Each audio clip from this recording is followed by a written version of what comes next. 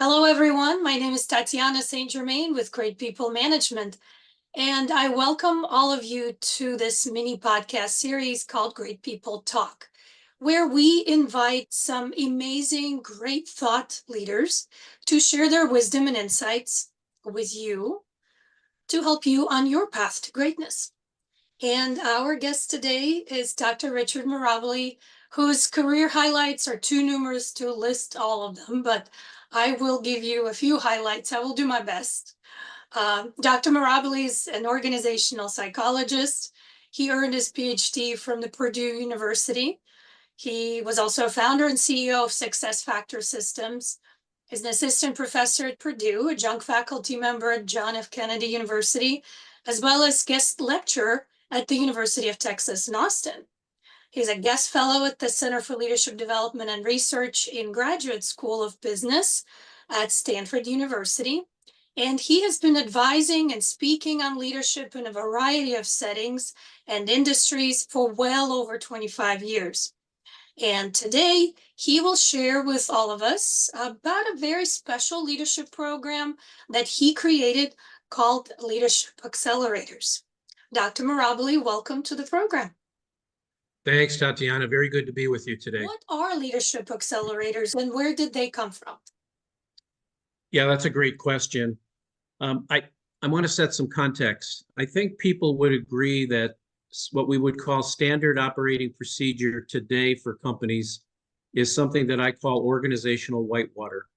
And that means that companies are just bombarded with increasing complexity, faster and faster rates of change and adaptation that are necessary. And what comes with that is this growing shortage of leadership that many companies are talking about. Scholars are writing about it. Books and articles have been written about this increasingly growing shortage of high impact leaders. The second point is that the demands of everybody today are much greater than they used to be, which means the time pressure that people are under make it very difficult for them to take time out of their so-called day job and work on things like leadership development. I'll call it the old days, it was common to have offsites and workshops for 2, 3, 4 days at a time. That's very difficult to do anymore.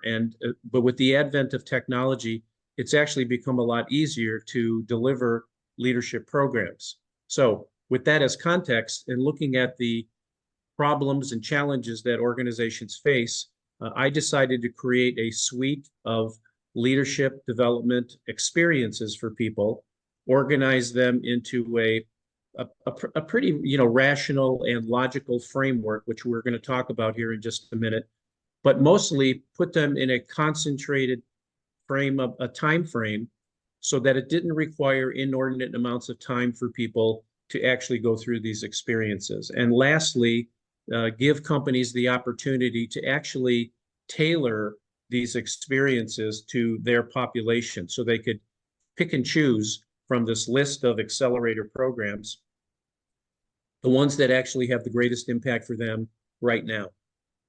You actually touched on a couple of other questions that I had for you. What makes this program so important now and what makes it unique? And maybe you can expand a little bit more on that. Well, I think most people would also agree that in this description I gave of organizational whitewater, most people are working now almost round the clock. It's almost a 24/7 schedule. The days of working, 8 to 5, 9 to 5, those are pretty much gone for most people.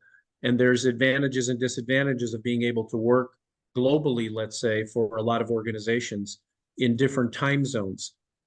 The problem is that people are under so much pressure to deliver results that the focus for them is largely heads down, roll up the sleeves, let's get as much stuff as we can get done in whatever the time frame might be.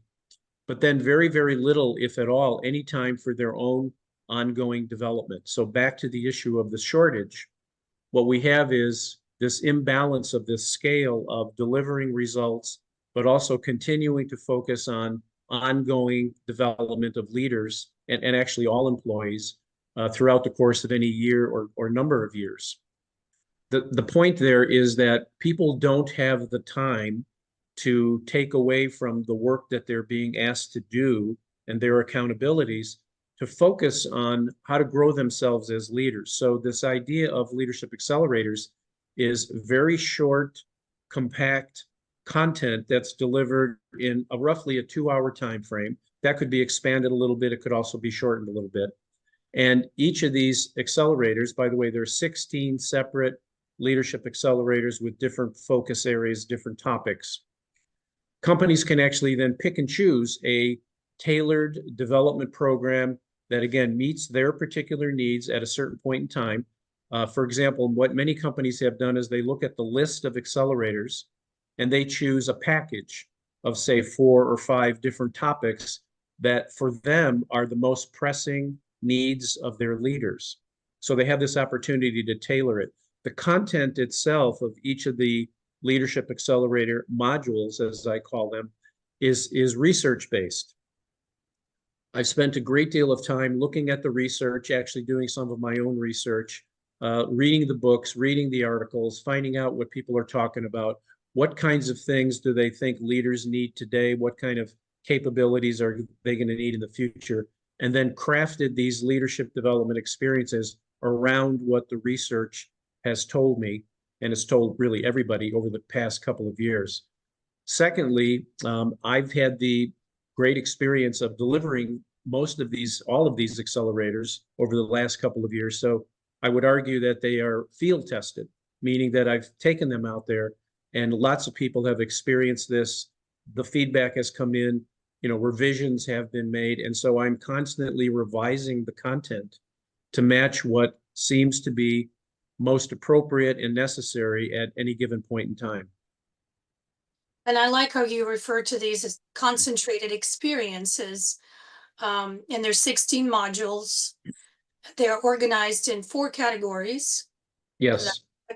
Can you give us a brief overview of the 4 categories and maybe talk about a couple of modules that are most popular today? Yeah, sure. So yeah, these are organized in 4 separate categories, but they're actually interdependent and related. And they're actually delivered and organized in increasing levels of sophistication. Let me say it that way. So for example, the first category is called the leader within. So everything starts with looking at ourselves as leaders, what we bring to the table, our strengths, our weaknesses, our predispositions. A couple of the modules that are in that particular category, one, for example, is leading with emotional intelligence. We know a lot about this today. It's a topic that is become very, very common in organizations. A lot of organizations are actually using the research on emotional intelligence to create interviews and to create other kind of programs. A second module in that category is disruptive thinking. And this is a module that is targeted at encouraging and strengthening the ability of people to think differently about things, to think disruptively. There's a lot more to it, of course, than that, but that is one of the topics. The second category is called leading by influence, and it's exactly what it sounds like. The power of influencing people today is perhaps one of the most important leadership capabilities that we need. A couple of the modules in that category are, for example, strategic influence skills. This is giving people skill sets, techniques, tools, and knowledge about how to increase their overall influence in an organization. The third module is called Leading Through Focus and Alignment. This is actually one of my favorite ones. I have long believed that one of the reasons that teams are not more effective in what they do is their lack of focus and their lack of alignment around high priority issues. So this category deals with that concept. And one of the modules in there is leading change and transformation. Now, this has become a very common topic and a skill set that I believe not just leaders, but really all employees need to develop in their sphere of influence. The last category is called leading the business. And here there are topics like anticipatory leadership and developing and strengthening business acumen. So you can see that now each category has actually 4 separate modules. And what I said earlier is that what companies can do is they can pick and choose modules from any of the categories they want to. They usually choose, like I said, a package, perhaps of 4, 5, or 6, put a group of people through this. And my experience has been that they tend to come back and want to choose some additional modules to take that team or other teams through similar kinds of So experiences. what level of leadership are these experiences in these modules be most appropriate for? Is it entry level, first time managers and supervisors, or are we talking somewhere higher up the chain? Yeah, another great question. I think if you saw the total list of the modules, it would be clear that some of them are appropriate for almost any level of supervision or management, like leading with emotional intelligence, for example, or disruptive thinking. But primarily, the leadership accelerators have been developed for mid-level to very senior level leaders, and even at the C-suite. I've delivered these workshops to C-suite level people. That tends to be the ones that I would categorize as a little more sophisticated. For example, a module on organizational agility might not be appropriate for a mid-level manager, but very appropriate for a C-suite level leader or a team of C-suite leaders. So that said, I would say that the emphasis is probably on middle manager to senior level leaders in almost any company.